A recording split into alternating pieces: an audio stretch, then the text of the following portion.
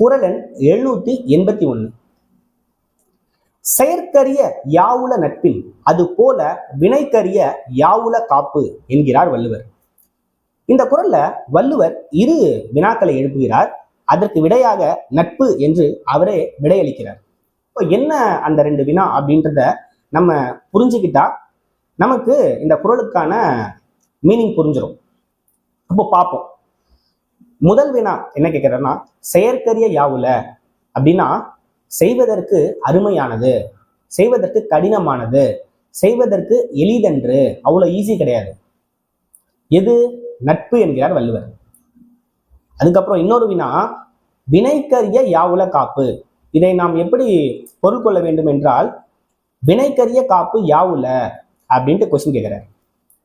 வினைக்கரிய காப்பு அப்படின்னா, வினைனா செயல், நாம் செய்யும் வினைக்கு காப்பு எது?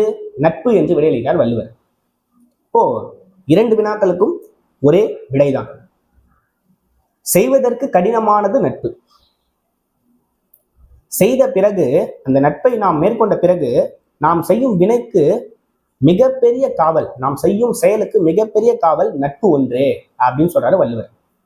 புரிஞ்சிருக்கும்னு நினைக்கிறேன். இந்த வினைக்கரிய காப்பு அப்படின்றத நம்ம இரு பொருள்ல புரிஞ்சுக்கலாம். நாம் செய்யும் வினைக்கு காவல், நாம் ஒரு நற்செயலை செய்யறோம், அதுக்கு நம்ம நண்பர் துணை இருந்து உதவுகிறார் அப்படின்னு புரிஞ்சுக்கலாம்.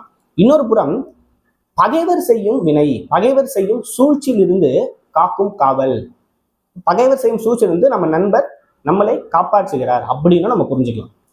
பொதுவாகவே நம்ம ஒரு செயலை செய்யறோம்னா அங்க நம்ம நண்பரின் துணையை யாருமே எதிர்பார்க்க மாட்டோம். ஆனா கண்டிப்பா நம்ம பகைவர் சூழ்ச்சியிலிருந்து காக்கும் காவல் நம்ம நண்பராக தான் இருப்பாரு.